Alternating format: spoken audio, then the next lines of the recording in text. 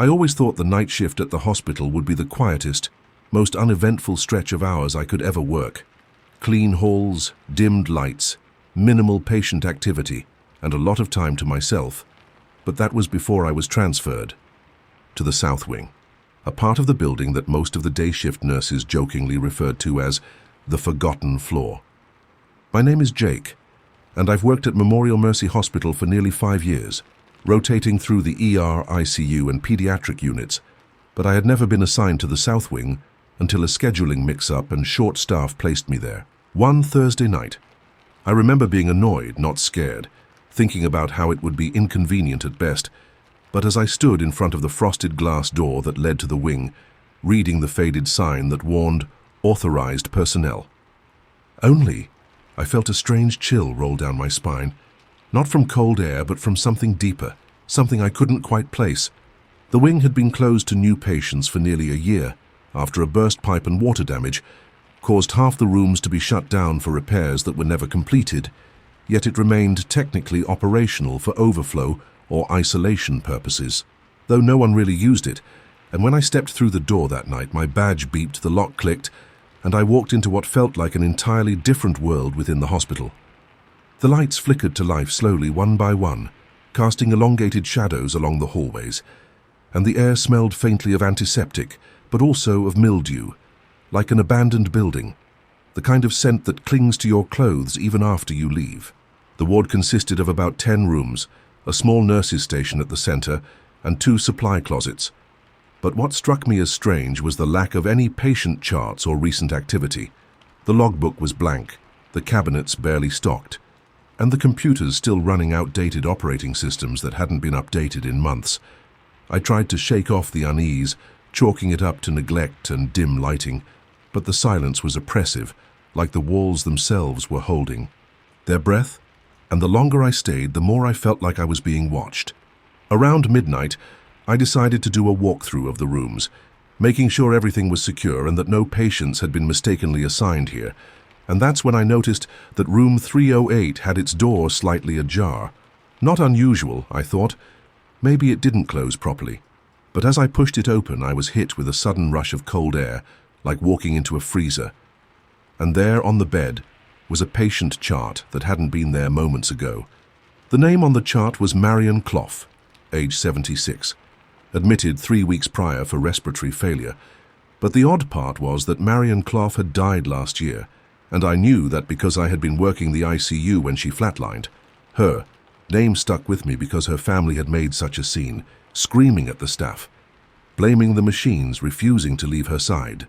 The chart detailed her vitals as if she were still alive, with times logged every few minutes in neat handwriting I didn't recognize, and just as I was trying to rationalize this, maybe an old file left behind or someone playing a prank, I heard the sound of oxygen flowing, a distinct hiss from the wall unit behind me, and when I turned around, the oxygen regulator was lit up, actively pushing out air to a mask that hung loose on the side of the bed.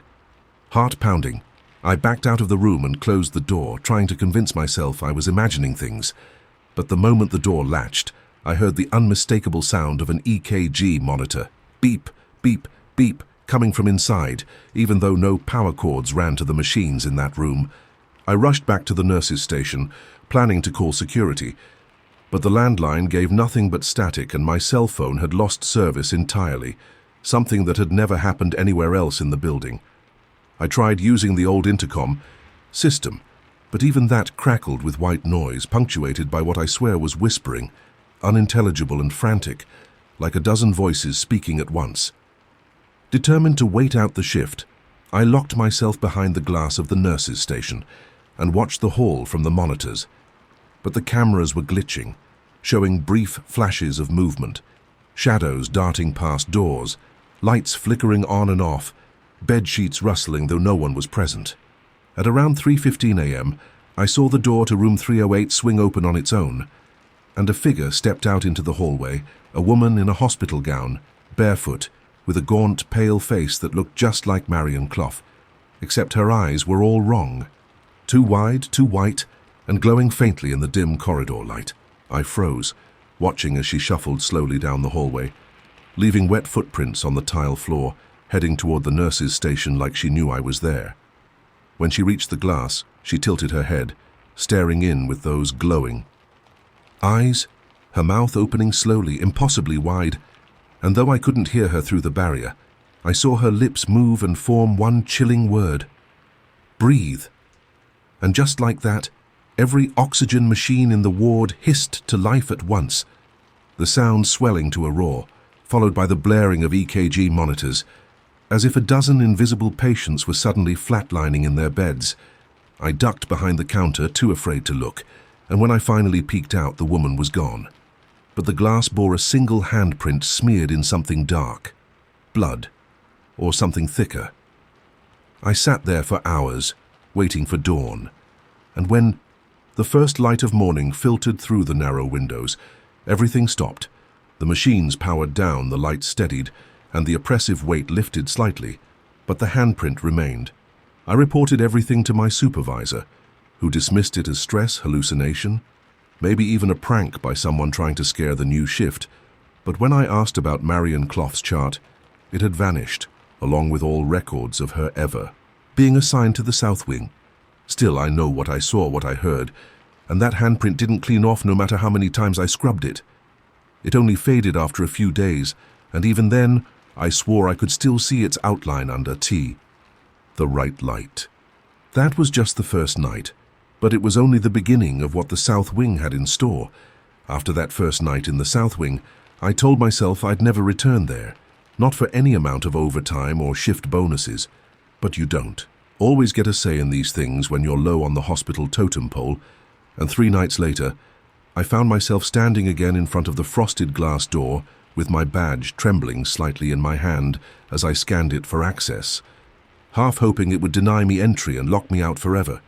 But the door clicked open like it was welcoming me back, like it remembered me, and the lights flickered on one by one in that same sluggish, deliberate rhythm that made the corridor feel like a deep breath being exhaled from something very old and very patient. I tried telling myself it would be different, that I was imagining things, that maybe it was just my mind playing tricks on me after a long, stressful shift. But the moment I stepped inside, the air felt different again, not cold this time, but heavy, like walking through molasses, and with every step I took I swore the floor creaked underfoot even though it was tile and concrete beneath me. The nurse's station was exactly as I'd left it, except for a single item placed carefully in the center of the desk, a stethoscope coiled like a serpent, and I knew for a fact I hadn't left it there because it wasn't even my model. It was older, heavier, the kind used back in the 70s, and when I picked it up out of instinct I could hear a heartbeat through it, steady and slow, like someone's heart was still beating through the rubber tubing. But there was no chest on the other end. I dropped it instantly and turned away, but my eyes caught on the camera monitors again, and this time all of them were online, all of them showing empty hallways and rooms, except for one, room 312, which flickered every few seconds between darkness and a red glow like a heat lamp or emergency light, and though the resolution was grainy, I could just make out the silhouette of someone standing motionless in the far corner of the room, their back turned to the camera, wearing what looked like a surgical gown soaked with something dark. No one was assigned to 312. There was no chart, no entry, no patient listed on the digital records. And when I called out on the old intercom system, "Security check-in, possible intruder in 312, all I heard back was that same whispering. Static again, only this time I could almost make out words. "She's waiting. Don't turn around, she's behind you."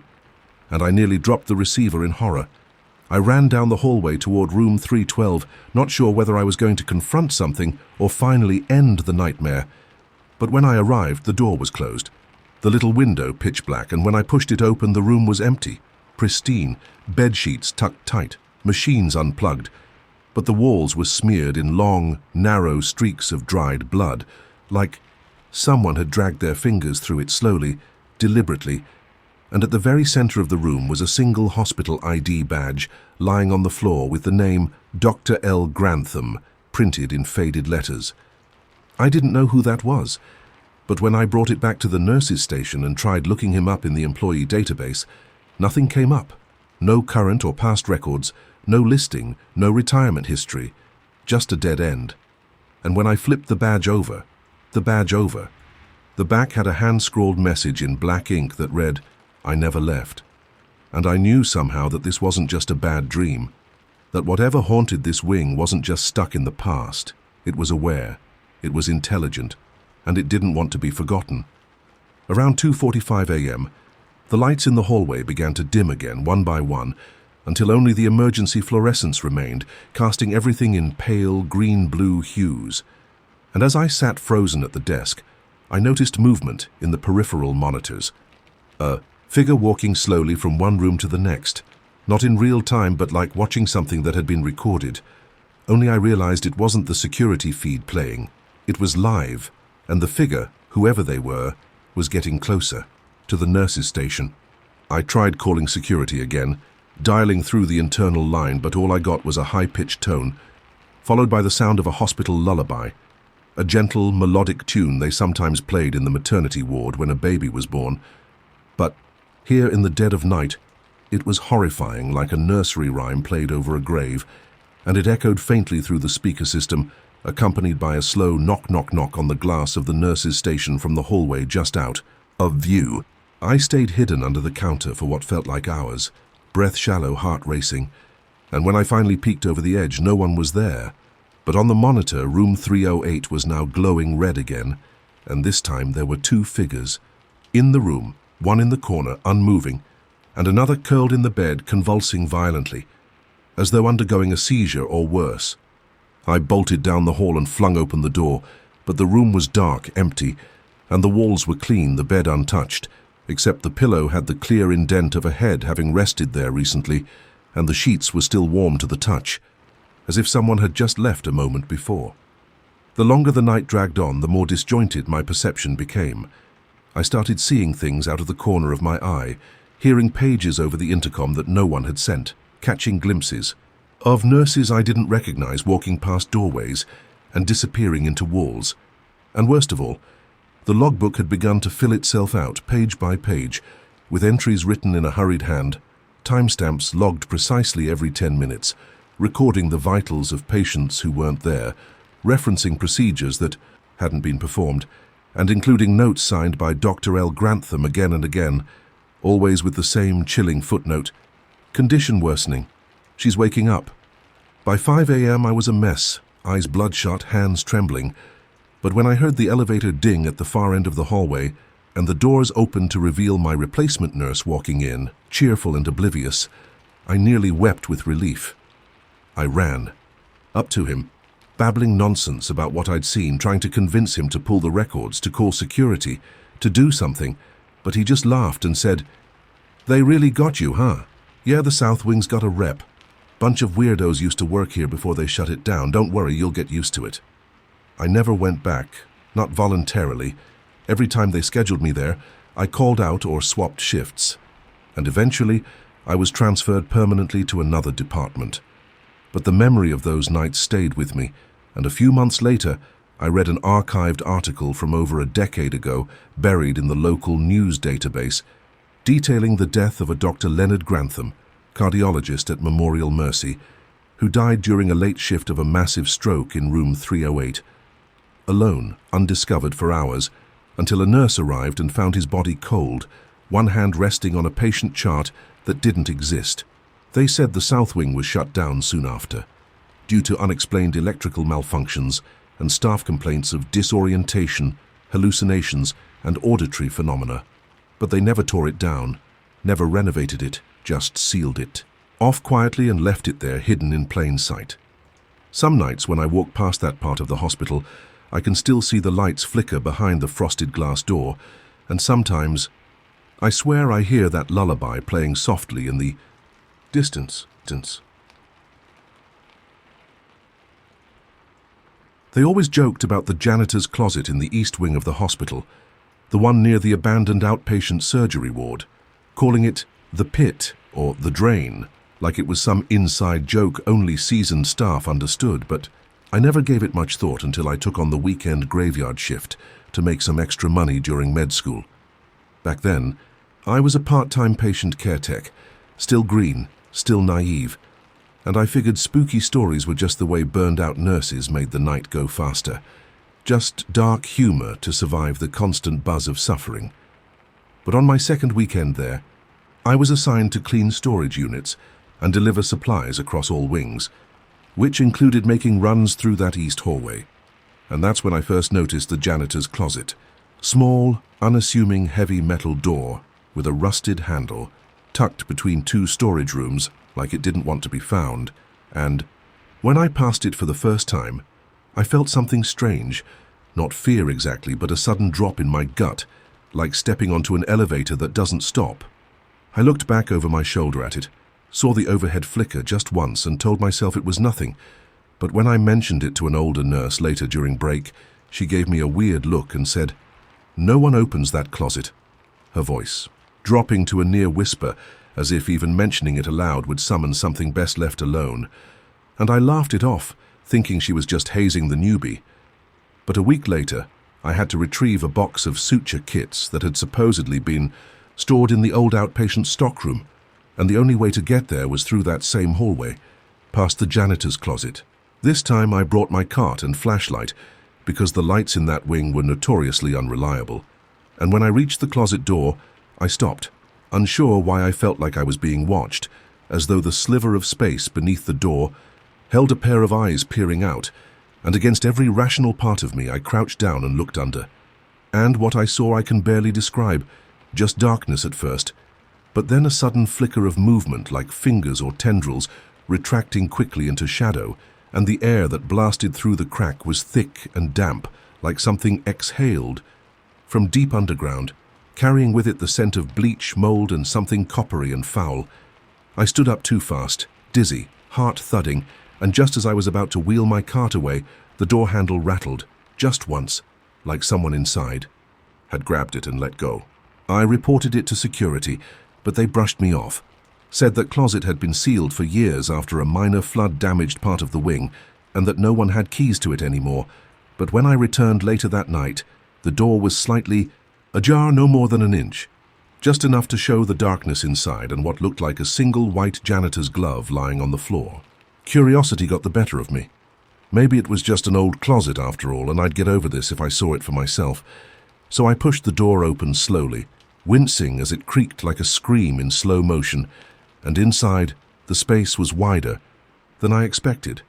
Too wide for a standard janitor closet, with shelves lining the walls and buckets and cleaning equipment scattered across the floor, but everything was covered in dust, untouched for years, except for a trail of smeared, wet footprints that led deeper into the shadows at the back, where there shouldn't have been space for anything at all. I turned on my flashlight and followed the trail, noting that the prints were barefoot, oddly small, childlike, and led to a back wall that appeared to have a faint outline of a doorway, like someone had boarded it up or plastered over it, but left the impression behind.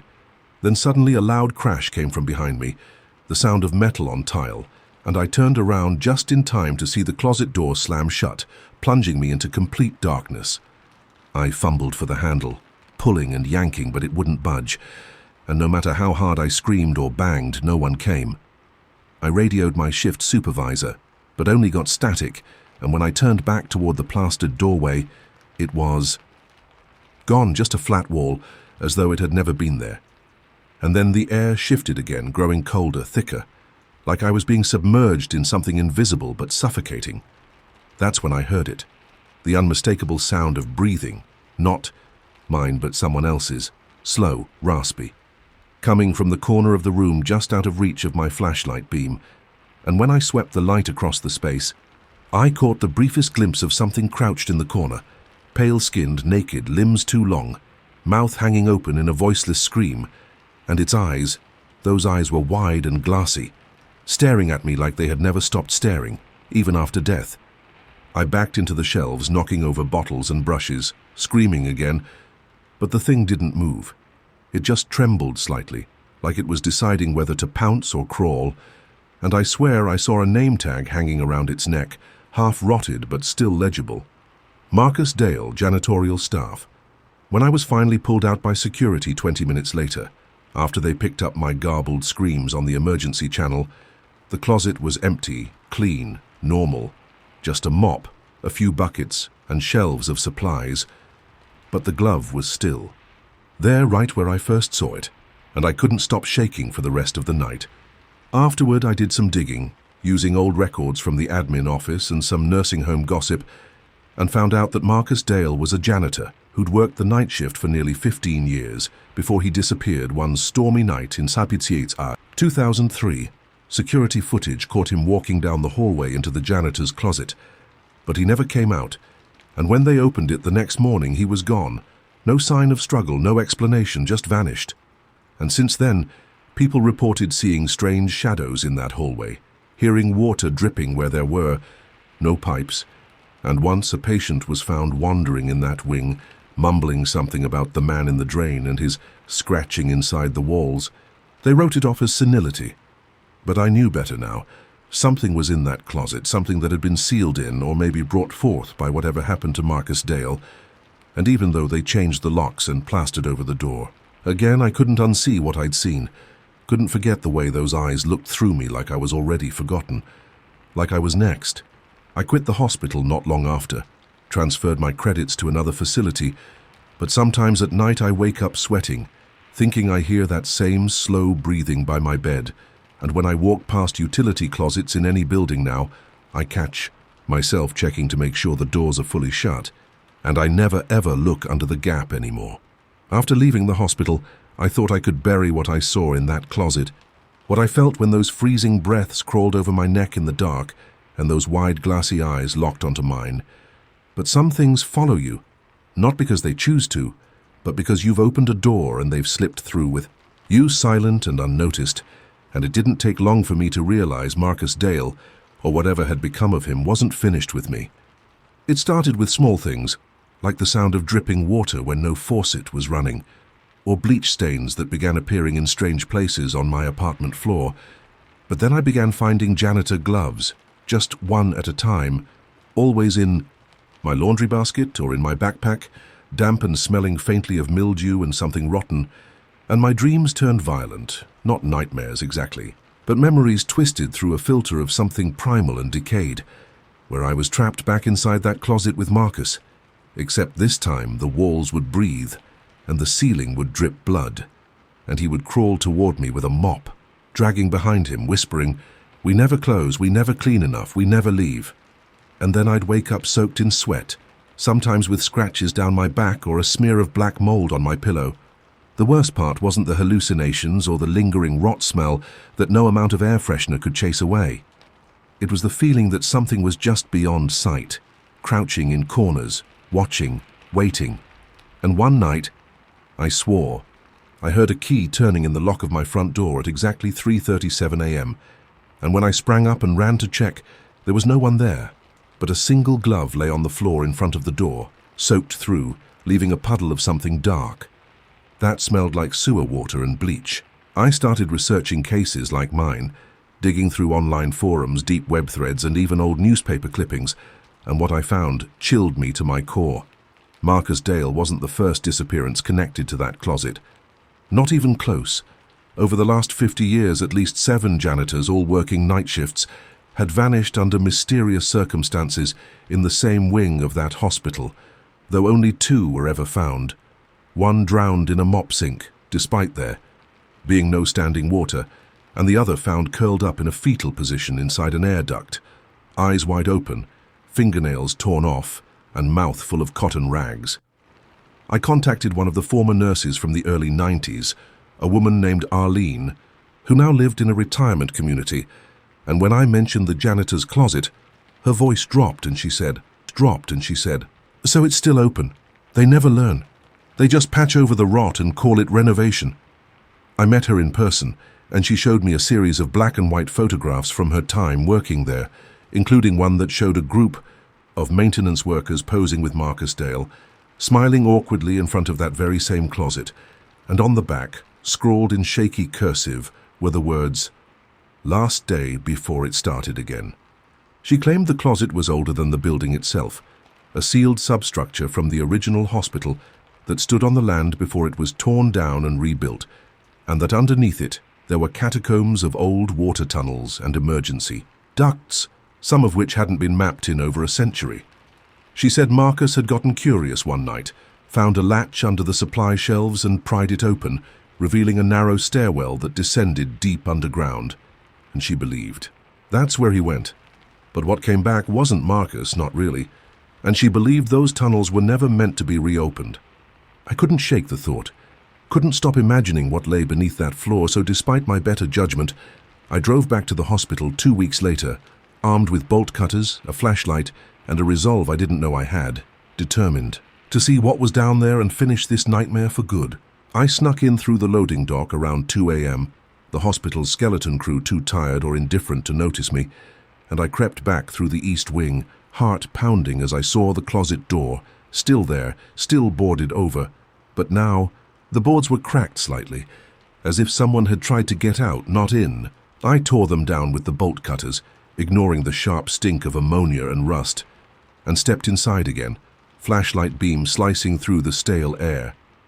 And sure enough, behind one of the metal shelves was a loose tile, and under that, a latch built into the concrete floor, barely visible unless you were looking for it. I pulled it open, revealing a square metal hatch, and inside a narrow iron stairwell, slick with condensation and lined with mold, descended into darkness. I hesitated for only a second, then started down, each step groaning beneath me, the air growing colder and heavier with every foot I descended, until the light above was gone completely. Down there, beneath the hospital, the tunnels weren't empty. They were lined with cleaning supplies, old stretchers, rusted buckets, and graffiti scrawled in what I pray was paint, all of it growing more chaotic and desperate the deeper I went. Phrases like, "Don't mop the blood," "The drain is watching and he's still cleaning," scratched into the stone walls. Then I found the chamber, an open space at the end of the tunnel with a pool of stagnant water in the center, and in the water, floating face up with arms spread wide, was Marcus. Only it wasn't him anymore, not exactly. Just a bloated, pale thing with stretched limbs and blackened teeth, eyes still glassy and wide. And as I stepped closer, the water began to ripple, and something else started to rise. Tall, thin, wrapped in filthy mop cloths like burial shrouds, eyes glowing faintly, yellow, and it reached toward me with hands that looked like they were made from broken bones and bleached rubber. I ran, sprinted back up the stairs as it shrieked behind me, a noise like wet rags being torn apart and voices layered into static, echoing off the walls, and I barely managed to slam the hatch shut before I heard pounding from beneath, like fists made of water and rot trying to break free again. I boarded up the closet with nails and chains, left the bolt cutters behind, and ran until I was back at my car, vomiting in the parking lot as the sunrise painted the sky in orange and pink like nothing had happened. But something had. Something had followed me again. I could feel it. And when I got home, I found a soaked janitor's uniform folded neatly on my bed, with a name tag that read my name, not Marcus, and a note tucked into the collar that said, "Your shift begins soon." I've since moved cities, changed my name, stopped working in hospitals altogether, but at night I still hear the dripping, and sometimes, when I'm walking down a quiet hallway, I catch a glimpse in a reflection just behind me of someone, tall, pale, and watching, and I know it's only a matter of time before the closet opens again, somewhere new for someone else, and when it does, I hope they don't go looking, because some stains were never meant to be scrubbed clean, and some ghosts are just janitors still working long after their shift should have ended.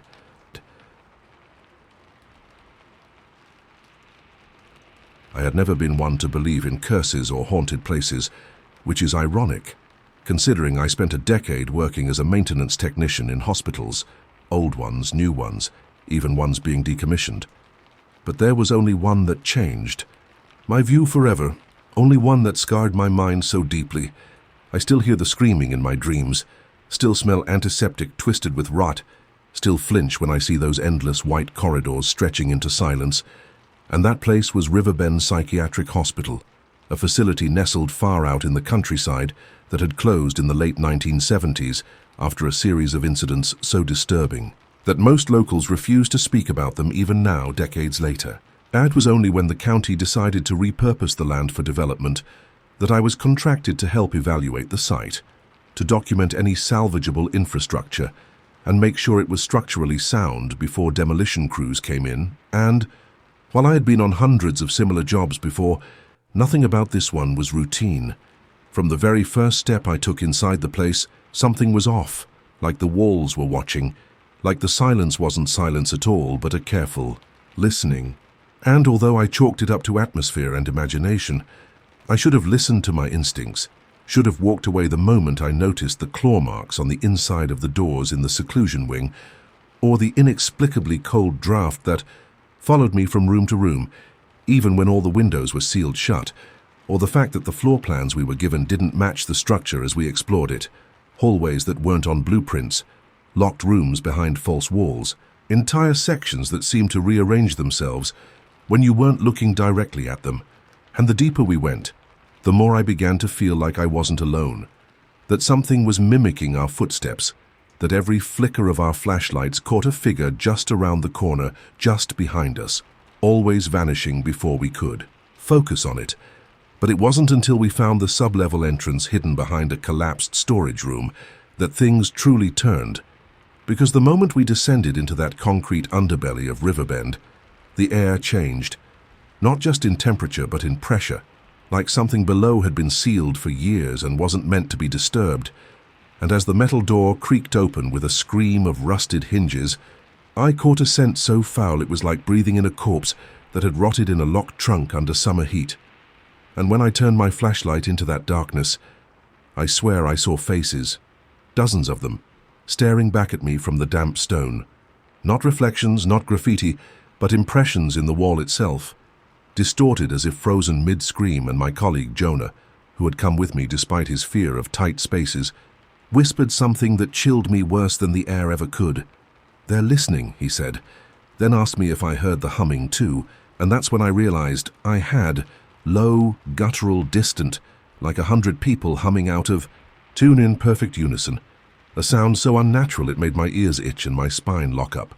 We pressed deeper despite our instincts, documenting pipes, panels, even the strange medical equipment left behind, most of which I couldn't identify. Machines that looked like surgical tables built for restraints, thick wires feeding into vices, chairs with drainage grates underneath. But what truly unsettled me were the patient records we found still intact in a filing cabinet down there, labeled only by first names and numbers, one of which had my name, first and last, written in red ink, dated 2 weeks in the future from the day we were there. And at first I thought it had to be a joke, some leftover prop or strange coincidence, until I saw Jonah's face pale as he pulled his own file from the same drawer, dated the same day, and he asked me if I had filled any paperwork with my name before coming here. I hadn't, neither of us had. And suddenly the humming got louder, like it was coming from inside the walls, and the lights we brought began to dim one by one, as if something was draining the power. And then we heard it, screaming, not distant, but right beside us. A chorus of agony bouncing off the walls in every direction, followed by heavy footsteps, but not like shoes on tile, more like claws scraping over concrete, fast, unpredictable, and we ran. God, we ran. But the way out had changed. The staircase was gone, replaced with a narrow hallway that twisted at impossible angles, and as we ran we could see flickering lights overhead showing things, figures moving behind the frosted glass, hands pressed against it from the inside, mouths open wider than any human should have, tongues flicking against the panes like snakes, tasting us, and Jonah tripped, crashing hard against the floor, screaming for me not to stop, but I did. I reached down to pull him up, only for him to be yanked backwards into a side door that slammed shut with such force the wall cracked. And when I ripped it open just seconds later, he was gone. No blood, no trace, just the file with his name on the ground, with the date now crossed out in black ink. And I ran. I didn't even care if I died down there. I just ran until my lungs were ready to burst, and somehow, I don't know how, I found myself back in the lobby, gasping for air, covered in dust and grime, and what I pray was not blood, the front door wide open despite having been locked with chains when we arrived. And I stumbled out into daylight with no sign of Jonah, no sign of the hallway. And when the demolition team arrived the next day, the sub-level was gone. Not just sealed, but gone, as if it never existed. The space beneath the hospital replaced by bedrock, No records of it in blueprints, no evidence in the structure. And no one believed me. Not the company, not the police, not his family. And all I have now is that file with his name on it and that date. The same date that's carved. Go into my bathroom mirror every morning, no matter how many times I replace it. And every night since at 3:03 a.m., the humming returns through the walls, through the floor, through my mind. And I know one day I'll follow it back. After that night, nothing was ever the same again. Days bled into nights with no clarity. The passage of time felt fractured, like something had torn open in my perception and let something else seep through. And though I tried to return to normal life, leaving Riverbend behind and convincing myself Jonah's disappearance would be explained someday, I couldn't escape the feeling that something had followed me, something that knew my name, my routines, my fears, and it showed itself in small ways at first. My apartment lights flickering at 3:03 a.m. every night without fail. Strange static playing through the walls like some ancient radio was whispering out half-syllables in forgotten tongues, and the sound of heavy breathing behind me in mirrors that weren't fogged. And I told myself it was trauma, that the mind plays tricks after intense stress, but deep down I knew. I knew something had been watching me long before Riverbend, and Riverbend had only cracked the surface, like brushing off the dust from a locked door and realizing the lock was inside. The room with you. I started documenting everything, building a wall of post-its, journals, digital recordings, screenshots of security footage where shadows didn't match the objects casting them, where figures stood motionless in frames I hadn't seen in real life. And no matter how far I went, staying at motels, visiting out-of-town relatives, even camping in the middle of nowhere, the disturbances followed, persistent, intelligent, as if what I encountered in that sub-level wasn't confined to that place but had latched onto me, using me as a tether into our world. And the files with my name on them became more frequent. One in my mailbox, another slipped under my windshield wiper while I was grocery shopping, one even pinned to the collar of my dog, who I hadn't let outside all day, and each one had a different date, but they were counting down, getting closer together until, finally, the night before the last date on the final file, I felt something shift in the air so violently that every clock in my house stopped at 3:03 a.m. sharp and didn't start again until dawn. And that was the night I dreamt, or thought I dreamt, of Jonah again, not as he was, but pale and sunken-eyed, whispering through a cracked, leathery mouth that I had to go back before it ends in fire. And when I woke up, my front door was wide open, the hallway light blown out, and all across the floor, etched in long curved scratches, were the words, "We are still below." And that's when I knew I had to return to Riverbend, not for answers, not for peace, but because whatever I unleashed was still tethered to that place, and if I didn't go back, it would find another way to break through. So I gathered my gear, flashlight, rope, a burner phone, and a camera with night vision, and drove all night through fog so thick it felt like driving through milk, the GPS cutting out the closer I got, the forest encroaching like claws trying to pull me off the road, and by the time I reached the overgrown remnants of Riverbend's foundation, I realized they had already cleared the surface building, bulldozed it, paved over it, but the earth below was untouched, silent, breathing, and I knew the sub-level was still there, so I searched for the hidden access point, the one behind the collapsed storage room, only now there was no structure at all, just an indentation in the ground and an iron trapdoor half buried, beneath dead leaves and crumbling cement. And when I pulled it open, the smell hit me like a tidal wave of rot and electricity, a stench so thick it made me gag. But I climbed down anyway, flashlight flickering with every breath, and the air was exactly as I remembered, dead heavy, but vibrating with that same low hum, louder now, impatient, and as I moved deeper into the forgotten corridors of the sub-level, the walls seemed to pulse like they were alive, the same twisted equipment still in place, though covered in grime, and mold and something that looked like black veins spreading across the ceiling, and the humming had become a chorus now, not of voices but of screams, endless and distant, as though I had stepped into a layer of sound that the human ear wasn't meant to hear, and the files were still there too, but now they were stacked in towering piles along the hallway, each one labeled in that same red ink, many with names I recognized from the news, people who'd gone missing in strange, unexplained circumstances, all dated, all crossed out. And as I passed one room, I heard someone sobbing inside, a broken, hoarse sob, and when I opened the door, Jonah was there, curled in a corner, shivering, eyes hollow, skin grey, and he looked up at me and said, "They're not done. They're never done," before his mouth opened wide, and something else spoke through him in a voice like broken glass dragging across metal, something that told me the place had always been a gate, not built by man, but grown from a seed that fed on suffering, on fear, that the experiments here were never sanctioned, that Riverbend's patients were never mentally ill, but sensitive to whatever force had rooted itself beneath the hospital, and the doctors had only worsened it, feeding the thing, giving it form, and then trying to seal it when it got too strong, and that I had broken the seal the moment I opened the sub-level door, and now it wanted out, through me unless I offered it something else, and Jonah lunged at me, eyes black, tongue writhing like a snake, forcing me to fight him off with all my strength, and in the struggle, we crashed into one of the machines, which roared to life as if it had never been turned off, lights pulsing red, straps snapping open, and Jonah whispered, "I'm sorry,"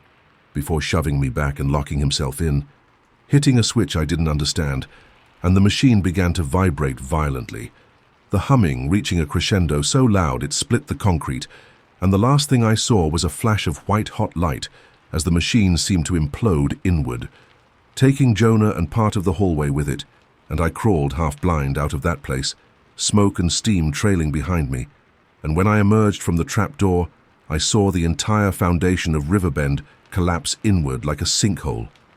Dust and black ash rising like a volcanic breath, and I ran, never once looking back. Weeks have passed now, maybe more, time feels strange, but the files stopped arriving, the clocks tick normally again, the humming has ceased, and yet every night at 3:03 a.m. I wake up without fail, drenched in sweat, convinced I can still hear something crawling in the silence, and when I check the mirror, the reflection always shows a second version of me, standing still, eyes wide, and mouth whispering without sound, and I know this isn't over. Not really, because once you touch the gate, once you hear it, it never lets you go.